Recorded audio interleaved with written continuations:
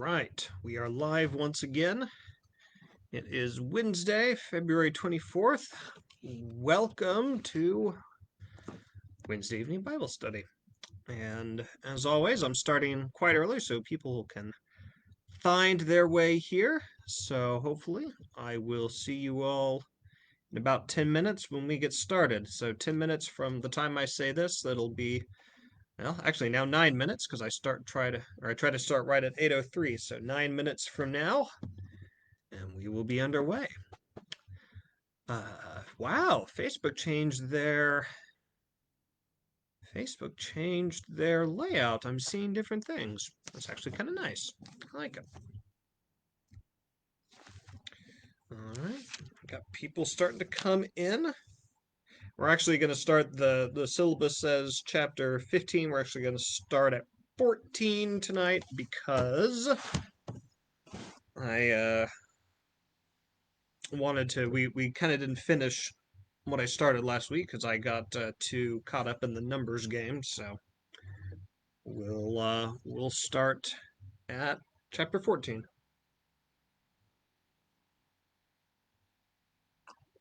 And I only have one eyeball, so it's just me and one other person. It must be Gwen, because Gwen just said good evening. Good to see you, Gwen. Of course, I saw you just a few minutes ago, but good to see you again. All right. And we got people coming in. Good, good, good, good, good. And we'll get started in about 8 minutes, so everyone just feel free to relax, and then we'll get underway. Only thing about reading or studying a book that's in the back of the Bible is the Bible likes to try and shut because it doesn't have as much weight. So I have books on top of books on top of books here trying to get it all settled. John Bowie says good evening. Good to see you, John. Glad you're here. And we'll get started in about 7 minutes. 7 minutes. So plenty of time if you need to go and get a drink, pop some popcorn, whatever it is. Normally say get a nice warm drink, but it was so warm over the past couple days that, I mean, you might prefer a cold drink today.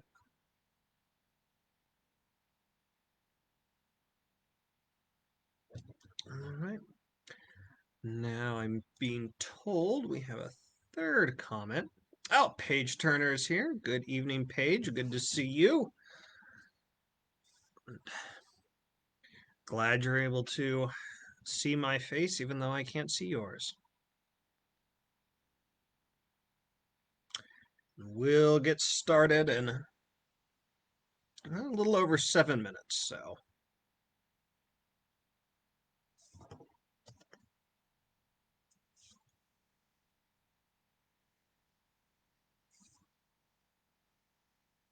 All right.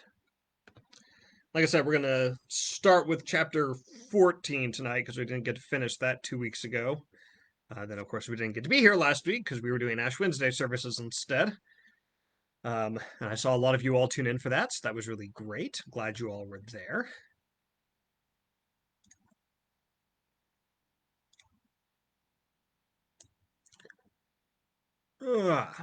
And we will be starting in 6 minutes. It's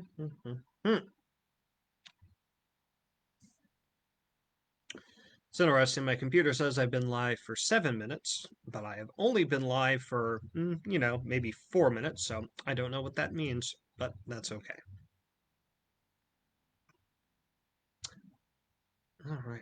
And you might hear a little background noise tonight because of the flood, our band is practicing in the space that they'll be playing in on Sunday, which means that they're in the youth center, which is just like basically right on the other side of this bookshelf and then across a hall. So you might hear the occasional drum beat. We don't have a soundproof studio, and that wasn't in the church's budget, which it's okay because we never thought until this year that we would need a soundproof studio. So, all right.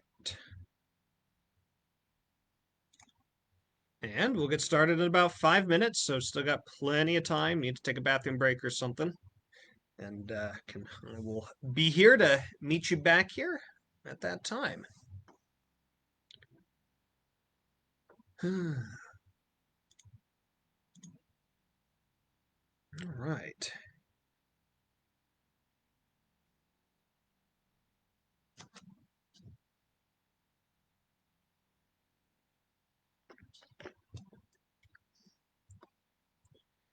I actually remembered to get myself water so that I wouldn't become all dry and cotton mouth by the end of the evening.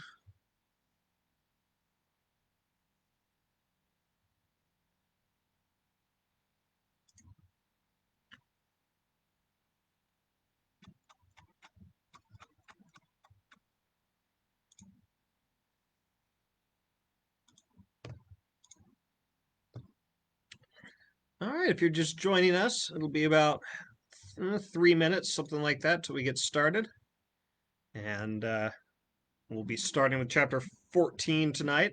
I think the link still works. Let me test. The link does not work anymore. It says error not found. That's not good. Let's change that. Let's make sure that people can use it. And Marty Jane Buck Beresford is here, as she always is, my good luck charm. Marty, so glad to have you here. So glad you're tuning in week after week.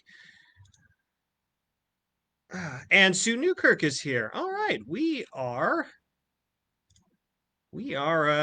trucking now. We got all sorts of people here. All right, let me copy that link. I'm gonna edit this. You might have to refresh, but okay, that should work this time.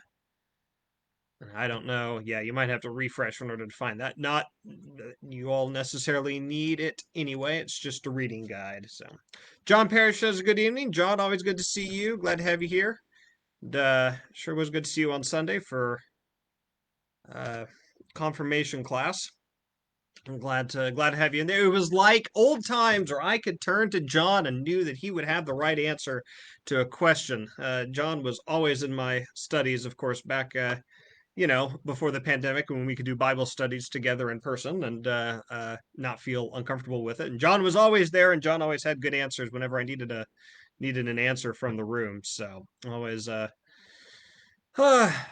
John's another good luck charm for my Bible studies. All right, we got about 2 minutes, so just get set, and we are almost ready to go. And like I said, we'll be starting in chapter 14 tonight.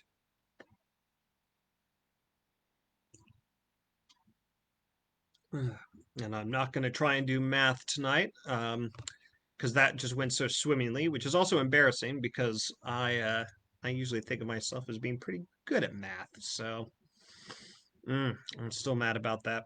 I figured out what I did, but it was so small as to almost not be worth commenting on. All right, we're going to get started in about a minute here, so time to get going. I just want to, let's see. Yep, just a few seconds here. Try and start at precisely 8:03 so that if people tune in, they're only spending 3 minutes listening to me chatter before we actually get started. But helps if people are coming in late or having a hard time finding their way around the website, that sort of thing. So gives them just a little bit of time to catch up. All right, let's get started. Hold for edit. Good evening. Welcome to our fifth session out of 7, although there was also a 0th session, so it's kind of our 6th. But welcome to our next week in studying the book of Revelation. We are now into the end of the book, I would say, or we're the whole vision is beginning to come to a head. And the question that I want you all to be pondering tonight as we go through some of these chapters is to ask the question, who or what is the real enemy that uh, in John's vision is being railed against? Because there are a lot of different answers, and I want you to be discerning about that. It'd be really easy to give a one-word answer. But what I always say is that usually the Bible, if it is saying something that can be said in only a few words, it says it in just a few words. Um, Sometimes it doesn't go on in lots of mysterious coded language. We often think of the Bible that way. I think part of it is a product of a lot of people being exposed to the Bible only through the King James version, which is in 16th century English. It sounds very different, a little bit opaque. Sometimes we don't understand just the words. And so we get used to believing that the Bible is very mysterious and hard to read, and sometimes, believe it or not, the Bible is not, and it will simply say what it's going to say. Great example of how the Bible can, be very blunt sometimes is that when they asked Jesus what the most important commandment was, he had an answer. But then sometimes Jesus wouldn't answer in, a simple answer like, well, it's love God and love your neighbor, and really that's the whole thing. Sometimes when he was asked a question, he would have to answer in a parable. And we make the mistake when we read parables of thinking that they're one-to-one symbolism. And again, if we could just figure out exactly what he meant by this and what that we can then fully understand exactly what it was that Jesus had said. And we can make a translation basically, but that's not really the case. Really, my entire job rests on the fact that the Bible continues to speak to us. The Bible, when it presents us with images and it presents us with mysterious stories and it presents us with parables and poetry and all these things, the real effect of it is that it sinks a little bit into our head, and we have to wrestle with it for a little bit. So when Jesus tells the story of the Good Samaritan, for instance, we can get a pretty good idea of what he intended for us to think about and conclusions to draw. But that story still speaks to us today, and we keep going back to that story, and we find other little nuances, and then we bring our own life experiences in, and we say, I was reading it and I realized that in this particular case I'm the Samaritan, or I'm the wounded man on the side of the road, or I'm the one that passed by the wounded man, or maybe the Samaritans in our lifetime are this. And we keep reading and we keep discovering. Well, Revelation is a book full of this kind of mysterious, coded, symbolic language that isn't just telling us exactly what we need to understand. And so the point, or at least one of the points of reading Revelation, is to let these images really bounce around in your head for a long time, and they become a building block that you can use to understand your own life, to understand the world, to understand God, and to understand how all of these things come together. And so the question I really want you to ask yourself is, um, in this story where there are evil characters and there is evil about, what exactly is the evil? And all of you might come to a lot of different conclusions. I would love it, as we were going along. Those of you that are watching live, if you would, write it in the comments. Say what you perceive as the true evil in this story. So let's recap a little bit. There's that interesting middle section of the book where we stop the cycle of sevens. For we had the seven trumpets that were sounded, we had these seven seals that are open, and so we had this pattern of seven plagues. But the seventh always ends with something good happening, something happening with the church. And then we take a break from that pattern of seven. This is how good patterns work. If you've ever told a joke or you've told the story of the three little pigs, you always know that you have to set up two things to set up a pattern. So the lazy pig of the house of straw gets knocked down, the lazy pig with the house of sticks gets knocked down, and so you have a pattern. And the third one then breaks that pattern. And so the little pig with the house of bricks, it doesn't get knocked down, and that's a good way to tell a story. Well, John's vision is doing the same thing. We've had these two sets of three, but now that pattern is going to be broken. And the first way that it's broken is we have this excursus, and it's all about this dragon that's in heaven, and then the dragon is defeated in heaven, and the dragon that is defeated in heaven is defeated in some way because a woman gives birth, and before the dragon can snatch up the child is taken up into heaven. And this is a quick retelling, a quick image of the life and death and resurrection of Jesus. And this, the life, death, and resurrection of Jesus, casts the dragon out of heaven. There's a war, and he falls down, and his power, his seat of power, has been undone. And so the dragon is no longer really in power. He only kind of has a little bit of power down here on the earth. And so now the dragon is going to fight on earth. And the dragon sends forth a beast. And the beast sends forth another beast. And the second beast says, you need to worship the first beast. And the first beast looks a lot like the dragon. And the first beast has a number that goes along with him, and that number is 666. And if you don't worship the first beast, you can't buy or sell. You can't participate in society. Um, all we have here, we have this image of an ultimate evil, and then we have something that represents the ultimate evil, this beast, and then we have something that represents the thing that represents ultimate evil, this second beast.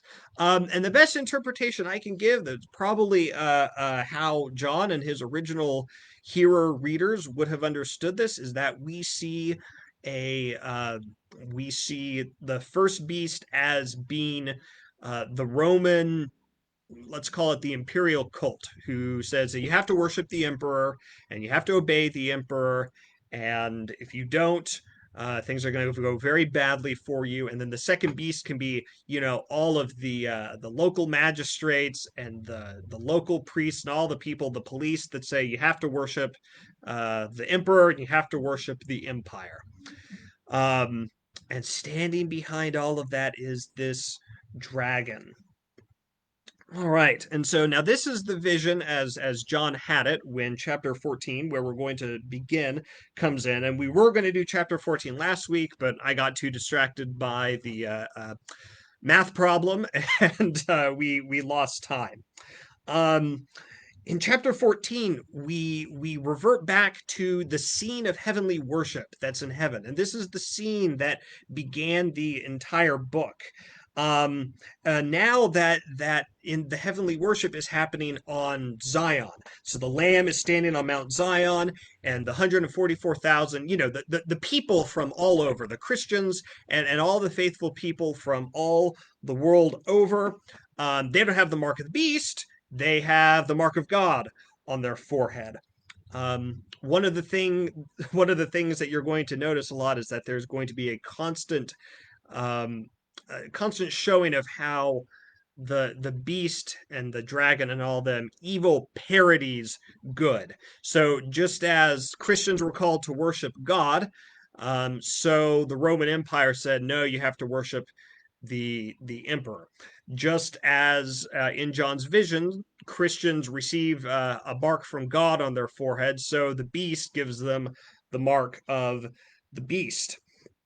And then one of the images that we're going to see tonight of the of Rome and of evil is of an adulterous woman, the harlot, a whore, whatever word you want to use, or whatever word your translation uses. And so here, the 144,000 who are worshiping are described here in verse 4. It is these who have not defiled themselves with women, for they are virgins. They follow the Lamb wherever he goes. So in other words, this is not saying, only virgins go to heaven. Really what it's comparing, it says these are the people who have not gone about worshiping other gods. Fornication and adultery is used all the time in the Bible, especially in the prophets, to describe people that stop worshiping God and instead worship other gods. Hosea is the greatest example of this. In the book of Hosea, the prophet Hosea, a huge chunk of the book is given over to Hosea talking about how the people of God have committed adultery, and have played the whore against God because they're worshiping other gods. And just, it's really easy to read into this, or read even further and say that there's something inherently evil about women, something inherently evil about this or that. But that's really not what's happening here. This is an image, it's an analogy, and we don't need to take it further than that.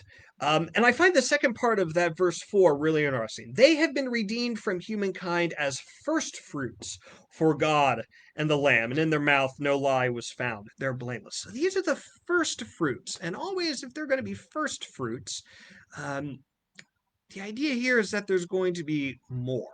And so these 144,000 who represent the Christians from all over the earth, there's a hint there that these aren't the last ones who are going to be who are going to be brought in, who are going to be redeemed. So let's see if that happens. 6 through 13, we have some angels that give some proclamations.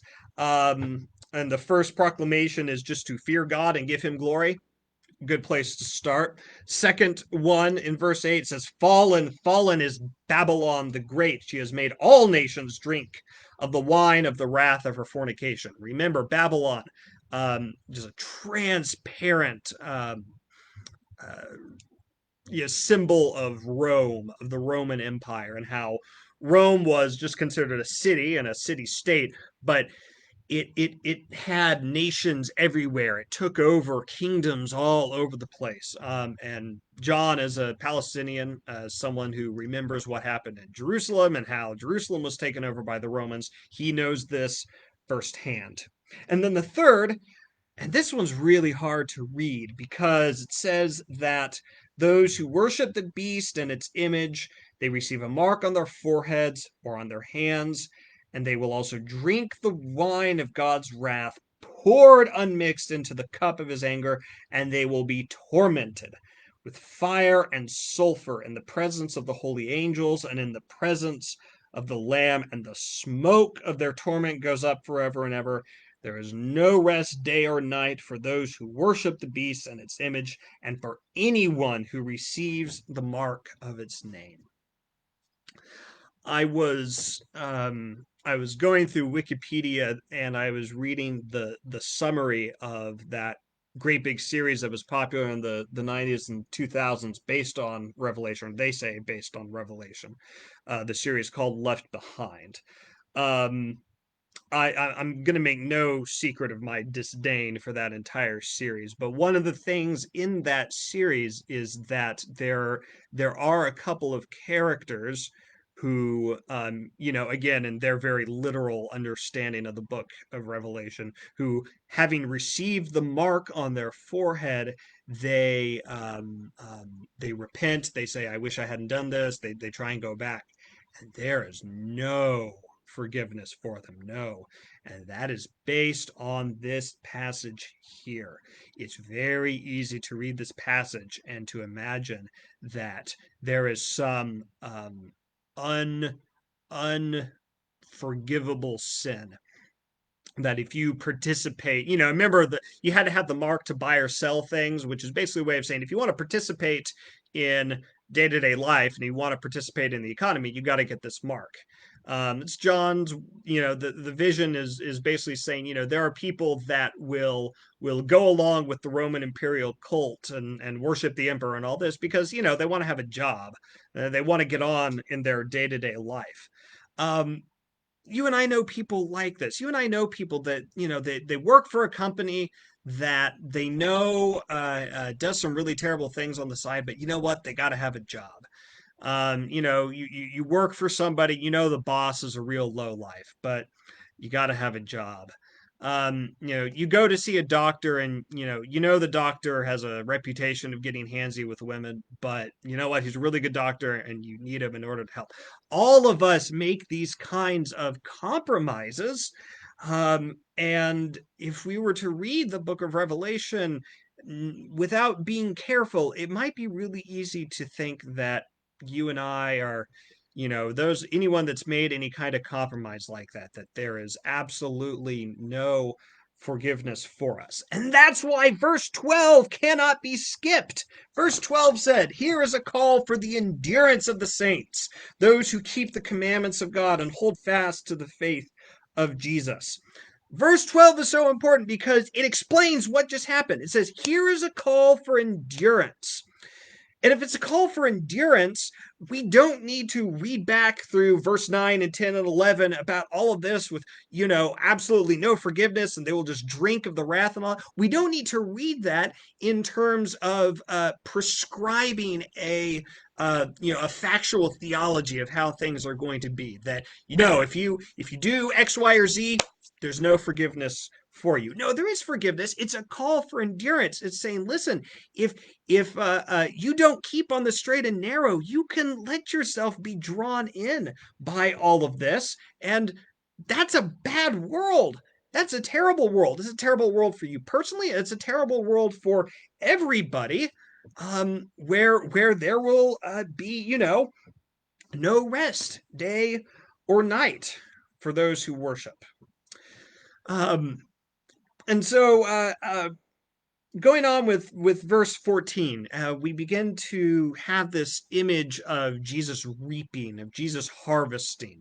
Oh man, have we all heard these sorts of images before in fiery sermons? We hear them in classic hymns. Really, this is where the famous grapes of wrath are in this book. Um, and you can see that in verses 18 and 19 and 20.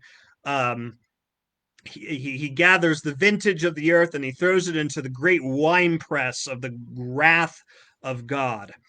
And so it's interesting here that the sickle is used to reap.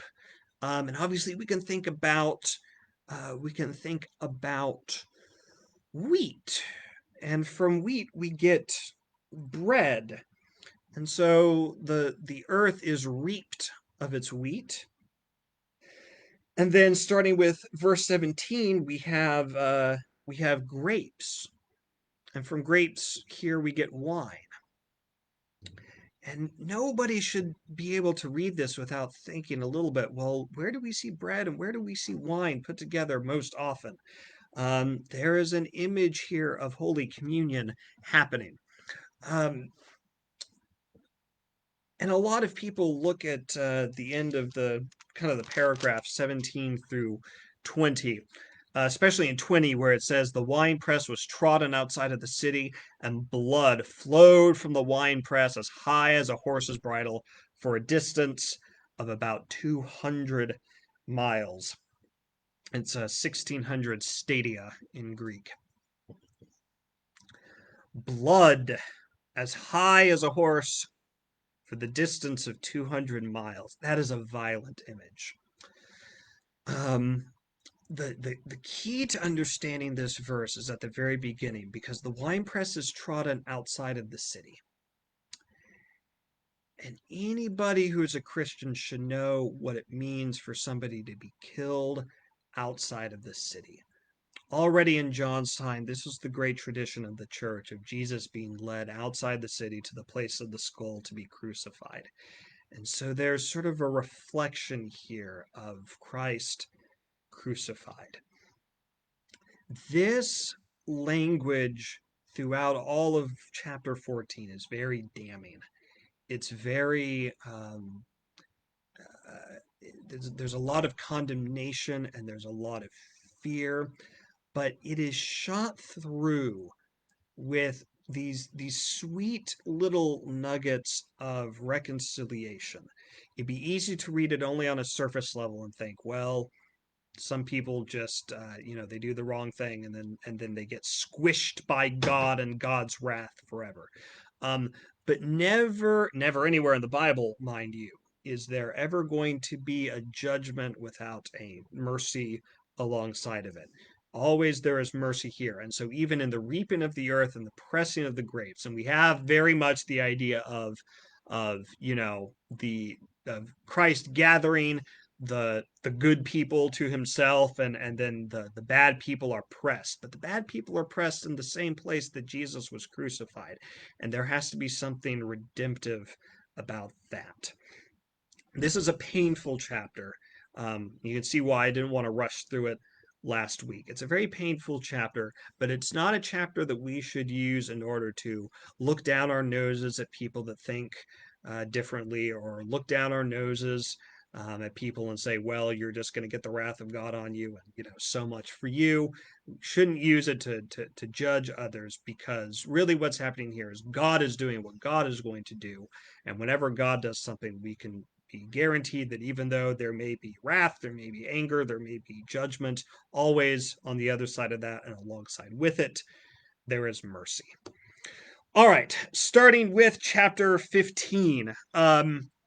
We get a scene once again of the heavenly worship. One of the things that we saw in John's initial vision is that all around the throne there is a sea of glass like crystal. And in verse 2, we see that again. We see the sea of glass mixed with fire. And those who have conquered the beast and its image and the number of its name, they're all standing outside of it. So they're standing right by a sea.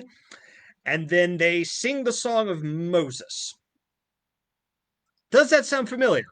If you ever took my Exodus class, or you've read the book of Exodus, or you have seen the movie The Ten Commandments, you will know that there's a really important part of the history of the Hebrew people and of the Israelites where they stood by the sea and sang. And it's as they're finally delivered from Egypt. And so already that should clue us in as to the theme of these next 7 plagues. The theme is not destruction, the theme is deliverance.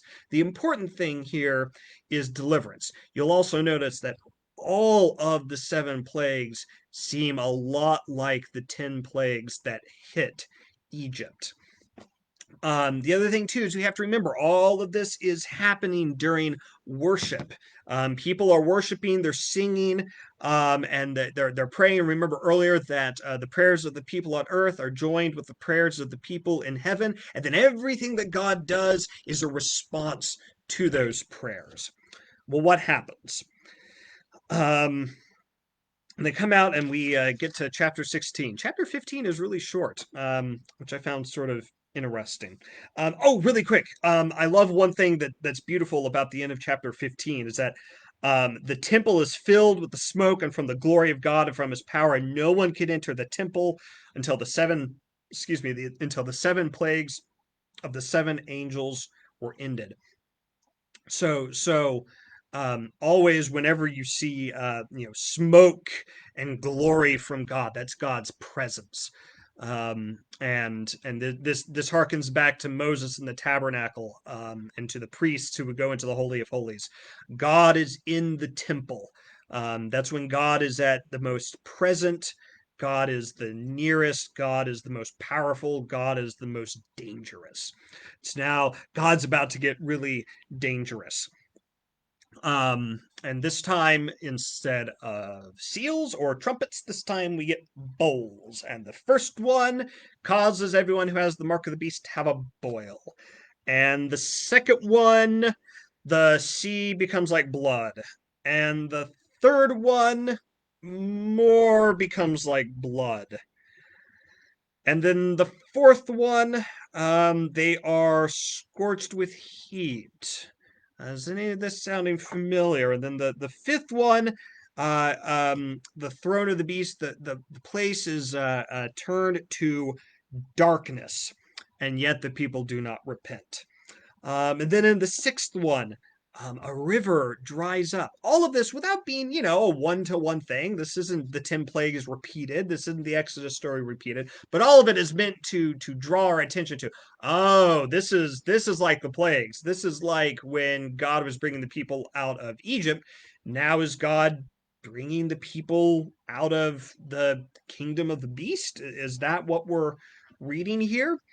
Um, you'll remember that when we did the seven plagues, the seven before, you would always get four and then a break. You get four and then a break, and then the fifth one would have something extra, and the sixth one would have something extra, and then the seventh one the church would do something. All right.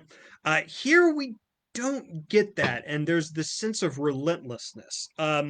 The fifth the fifth plague just keeps going, and so you have this sense of tumbling down, and you really have the belief now that God is going to finish what God has started this time.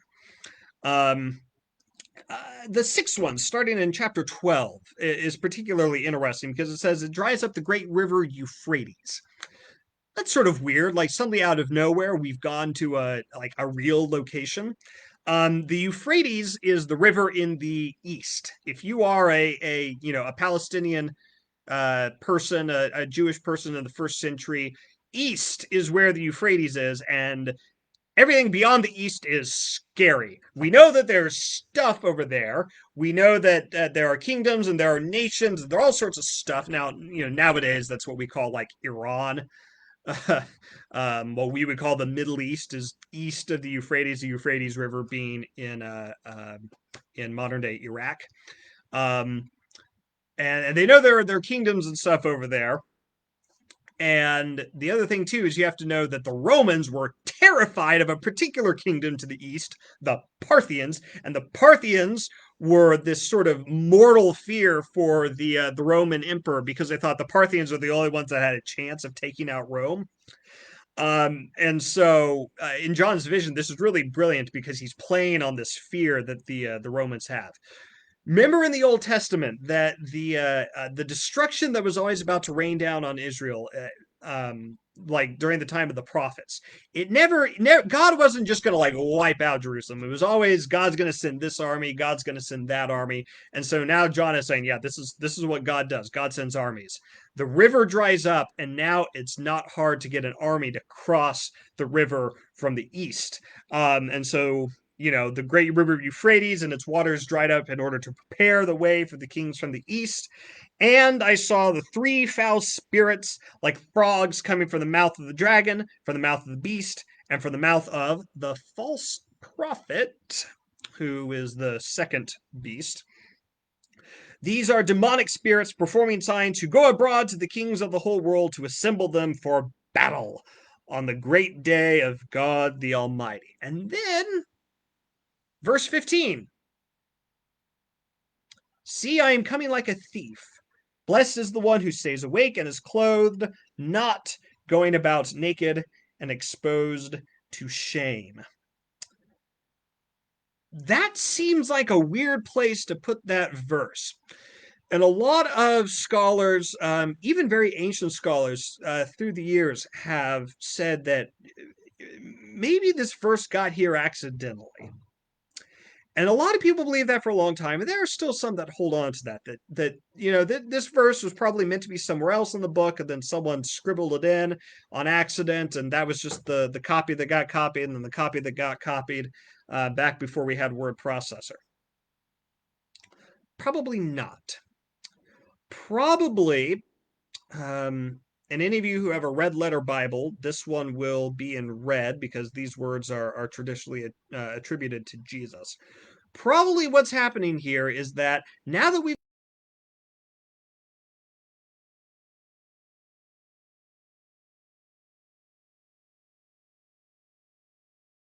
this isn't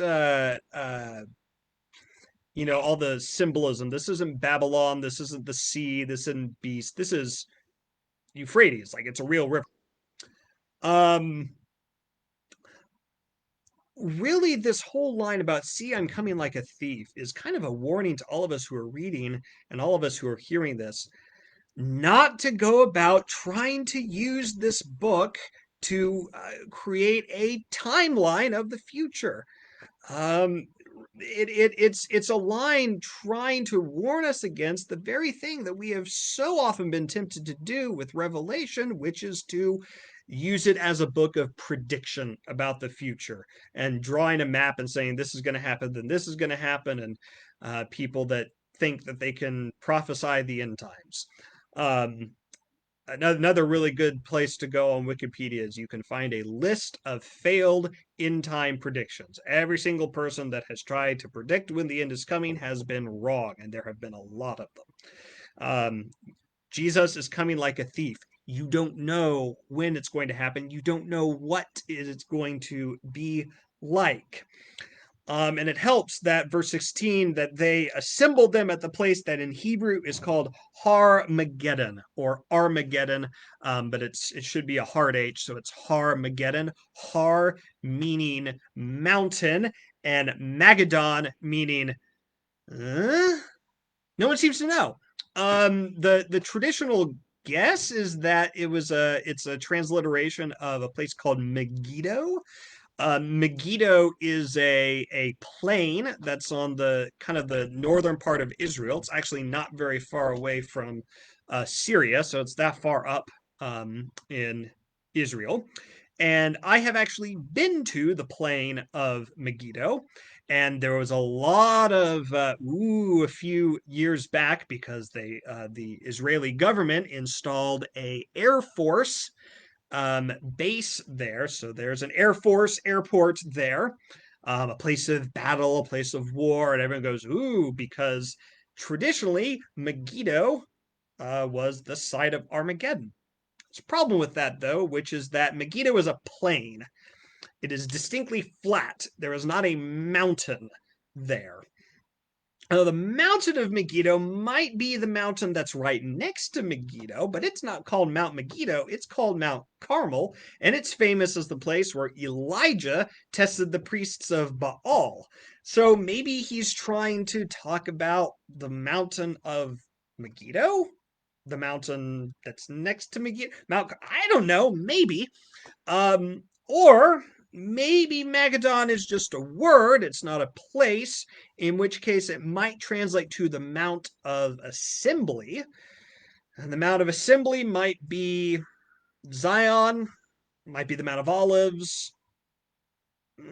But I think the real thing here is that nobody really knows. And maybe John did that on purpose too. Maybe the place where they are going to meet isn't a real place, and it's to prevent us from, again, trying to imagine that we can predict exactly how the future is going to go. Uh, so that's the sixth bowl, and that's where, of course, where we get the word Armageddon, which nowadays we talk about being the ultimate battle at the end of all things. Um, the battle is sort of arranged, but it's never fought. We always talk about the great battle to end all battles at the end of history, but it never happens. They gather together, or they say they're going to gather together there in verse 16, but we never actually see the battle because the seventh bowl is poured, and from heaven we hear God say that it is done, um, or it is finished. Those of you who know, of course, the story of the crucifixion will know that "it is finished" is a particularly powerful phrase, and when it is finished, the world falls apart. And most importantly, the great cities and nations fall. And it says, in particular, the God to remember is Babylon, and Babylon really gets the wrath. And that's the end of the seven bowls, the seven plagues. But there's kind of more to this part of the story. Remember that question. Keep it in mind. Who's the real enemy here? Who's the real person who is being fought against? Um, chapter 17. One of the seven angels who had the seven bowls came to me and said, I will show you the judgment of the great whore, who is seated on many waters, with whom the kings of the earth have committed fornication, and with the wine of whose fornication the inhabitants of the earth become drunk. And so now we see a woman sitting on top of a scarlet beast, and the beast is full of blasphemous names. And we've seen this beast before. It has 7 heads and 10 horns. But the woman is clothed in purple and scarlet and adorned with gold and jewels and pearls. Ooh, she looks beautiful. She's holding a golden cup. Um, imagining um, Imagining cities as women was really common in the Roman world. We still do that to this day sometimes. Even if we don't imagine cities as women all that often, we do imagine things as women. Boats, in particular, boats are always called she. Some people do it with their cars. You hear, "Whoo, she's a beaut," that sort of phrase all the time. So you know what it is to imagine an inanimate object as a woman. Well, here's what we have here is, and this woman is really beautiful looking. But first of all, she's called a whore. Second of all, that golden cup is full of abominations and impurities. And then on her forehead is written a name, a mystery. And in the Bible and the New Testament, especially mystery does not mean like a puzzle. A mystery means um, basically a proclamation, a word, a factoid from God. And written on her name is Babylon the Great, mother of whores and of earth's abominations. And I saw that the woman was drunk with the blood of the saints and the blood of the witnesses to Jesus.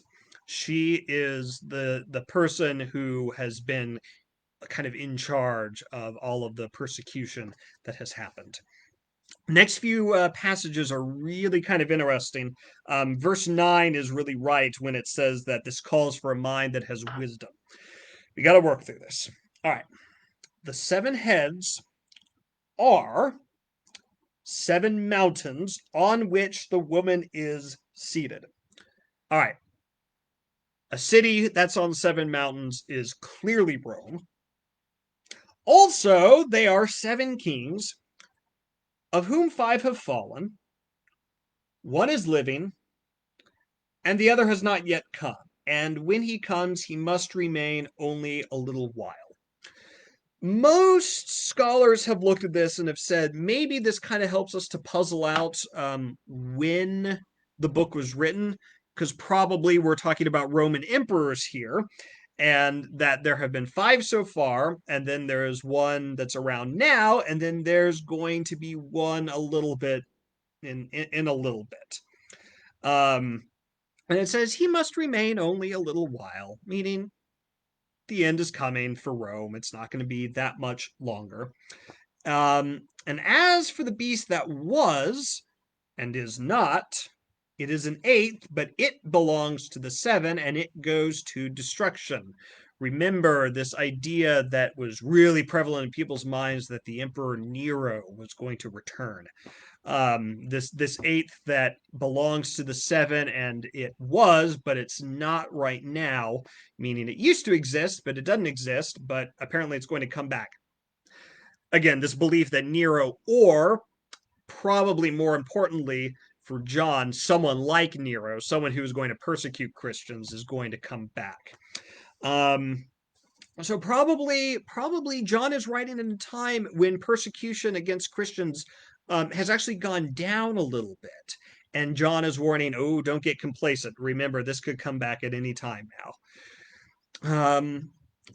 The 10 horns that you saw are 10 kings who have not yet received a kingdom, but are to receive authority as kings for 1 hour together with the beast. And they are united in yielding their power and authority to the beast. They will make war on the Lamb, and the Lamb will conquer them, for he is Lord of lords and King of kings. And those who are with them are called and chosen and faithful. Imagine, John seeing this vision and thinking about the future. that Rome still has a whole lot of power, and Rome is quite literally a kingmaker. There are still more kings to be had. Um, Always looking into the future, and it's always just a little bit of a warning. It's things aren't done yet. Things aren't done yet. We still have work to do. And he said to me, the waters that you saw where the whore is seated are peoples and multitudes and nations and languages. And the 10 horns that you saw, they and the beast will hate the whore. They will make her desolate and naked. They will devour her flesh and burn her up with fire. Whoa, that's different. The horns are going to go after the whore? What's happening here? For God has put it into their hearts to carry out his purpose by agreeing to give their kingdom to the beast until the words of God will be fulfilled. Or in other words, the very people that Rome gives power, these kings, will then turn on Rome. Um, Rome is going to destroy itself from the inside out. That's the nature of what happens. And that, remember, when we began this, what the angel said is, I want you to see the judgment. And what's the judgment? I mean, we can look back and we say, obviously destruction is happening, and the destruction is going to be complete and total and final. But here it's sort of indicated that what's really going to happen is Rome is going to eat itself from within. That the people are going to rebel against the emperor, and they're all going to break off into their own kingdoms, which is exactly what happened. Although it took thousands of well, not thousands of years. I guess Rome didn't fall in a day, but it did take a while, but not 1,000 years. All right, chapter 18 is different. Remember, of course, that both that John is seeing all this happen in the context of a kind of a heavenly worship time. I almost said worship service, but that doesn't sound exactly right. But a worship time, they're worshiping up in heaven. And now they all begin to sing. That's what you do at worship. You sing songs and you chant and you pray. And we basically sing a song of everything that's happened. That all of the people that followed Babylon, the whore of Babylon, the woman, however you want to call it, we have all these images stacking on top of one another for this empire. Has fallen, a haunt of every foul and hateful beast. The nations have drunk all the wine of the wrath of her fornication. The kings of the earth have committed fornication. The merchants of the earth have grown rich from the power of her luxury. And verse 4 says, no, come out of her, so you don't take part in this sins. Don't be part of this. Verse 7, she glorified herself and lived luxuriously, so give her a like measure of torment and grief. Rome thought she was untouchable. She's on top of the world. She is in charge. She believes that she'll never see grief. And her plagues will come in a single day, says verse 8. All of this is just going to fall on top of itself. Obviously, an exaggeration here. Rome didn't fall in a day, but that when it comes and it gets eaten from the inside out and the outside in, it's going to happen very fast. What's so interesting is how much time is spent here. Alas, alas, the great city, Babylon, the mighty city, for in 1 hour your judgment has come. Verse 11 through 13, it talks about all the trade that happens around Rome, all the luxury, all the just the garish wealth that these people have. And of course, the end is that they also trade in human lives, and it all goes away. And it goes on. Basically, all of verse or chapter 18. You can sort of read it yourself. Is just how Babylon falls. And if you are a first century Christian and you are living in a world where you are persecuted, you are tempted to go along with the worship and the buying and selling and all of this because you want to have a job, you just want to live, you just want to get on. Here is a message from uh, a message from God, basically saying, "Hold on, this is temporary. This place is temporary, and the people that once persecuted you may very well persecute you again, and don't get complacent, because when Rome falls, it's going to fall hard." Um, but there's a step. Remember that it says Babylon. And here I want to go back to that question I asked you at the beginning of the night. Who is really being railed against here? Um, all of these sort of symbolic words: dragon, beast, whore, Babylon. Um, a lot of people read this and think, oh, they were writing in code because they didn't want the Roman police to hear this, and think that, and so they had to hide what they were actually writing. Listen, anyone who picks this up in the ancient world is going to know exactly who they're talking about. This isn't a secret code. Of course, other people also think that, well, the reason they spoke like this is because they're writing about the future. They're writing about the far off future, and they have to write in this code, and that we who are wise, who study the word, we can interpret it, and then we will know what happens at the end of time. No, we have a warning against that exact thought, that exact plan. No.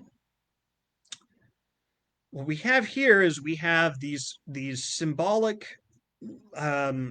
words. And if you were reading it at the time that it was written, you would know what it was talking about. But you would also understand that it's not just talking about the thing itself. We're not just talking about Rome. We're not just talking about this particular city and this particular empire and this particular time. We're talking about a certain spirit that lies even beyond that, that is represented in some ways by the dragon. You could, sort of prosaically, you could just say that's Satan, that's the devil. Um, but within John's book, we're not talking about the devil as an anti-god, a being, a kind of quasi-godlike figure, a fallen angel sort of person, who is scheming behind the scenes to tempt your hearts, and all that. But what we have here is we have a spirit of evil, and a spirit of that arrogant human empire. The first beast looks like the dragon. The first beast is Rome. Rome looks like the dragon. Rome looks like arrogant human empire, of which there have been many, and there will be many more. And so this book becomes useful to us in all times and all places, because we have to ask ourselves, who is the Babylon of our time? Who or what is the organization, the empire, the nation, the group, the club, whatever it is that is in charge of our lives, or could be in charge of our lives, that God is calling us to be free from, that God is calling us away from, because it will inevitably fall. And there is no one answer to that. I'm not getting you to try and think of something in particular. This book is not like secretly talking about America or the United Nations, or a conspiracy, or anything. No, none of that. None of that. But there is a spirit of arrogance, a spirit of human empire that is absolutely pervasive, that we do fall victim to all the time, and that we set aside.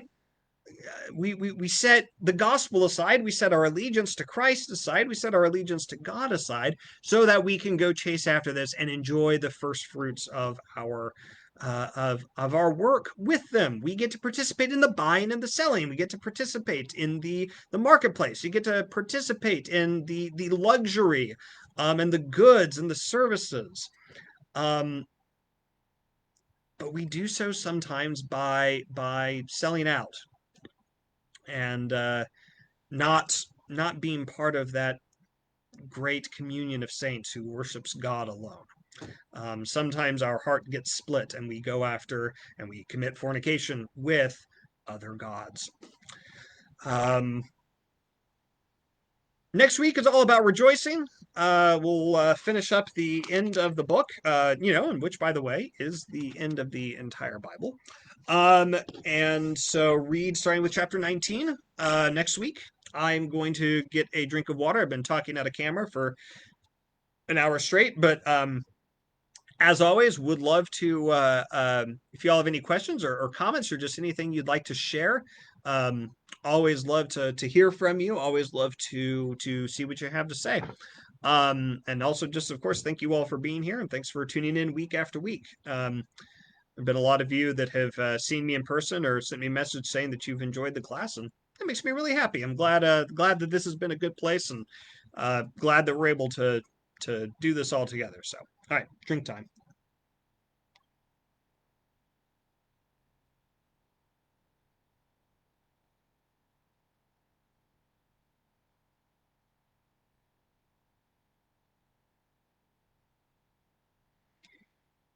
All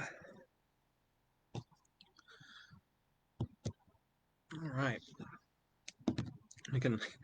I always have the video pulled up on my phone so I can, because there's a little bit of a delay from what I see to when you all actually get my message. There's like a 30-second delay, something like that.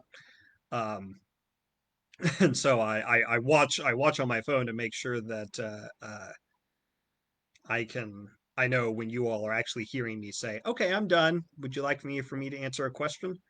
Um, so just gonna wait a couple more seconds because y'all are just now hearing that I'm finishing.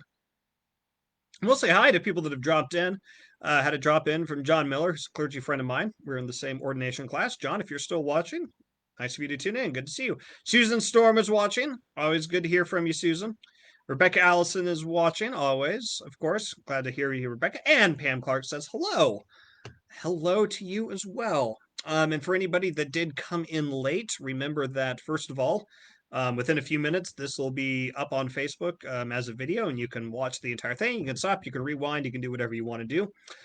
Also, if you have friends that maybe want to participate or you don't like Facebook that much, I come in first thing tomorrow morning and I upload this to our YouTube page. So if you just go to YouTube and Google Elk City United Methodist Church, you can find us and you can find this entire series and all of Pastor Scott's series that he's been doing on Zoom, and also the previous series that I've done for Wednesday evening Bible studies. So it's pretty easy to find us. All right. Well, not hearing any questions or seeing anything. So I think that means it's time for me to take my leave. We got 2 more weeks left. We'll finish up the book next week, and then we'll kind of do a whole thing recap the week after that. Just looking ahead, also, Scott and I have talked a little bit. We're probably going to do another joint study like we did at Advent for the rest of Lent and the beginning of Easter. After that, for the first time, I don't know what I'm doing next. I still want to do this. Still want to have Wednesday evening Bible study. I've really enjoyed this, and we've had a good group here just about every night. So I think I should continue. But I'd be curious to know what you all might want to study. And so just over the next few weeks, be thinking about that. Might be good for this format. And would love to know what you want to do because I'm open. I like studying any book of the Bible. So if you've got a good idea, I'd love to do it with you. All right, you guys, grace and peace. I will see you. Excuse me. I will see you very soon.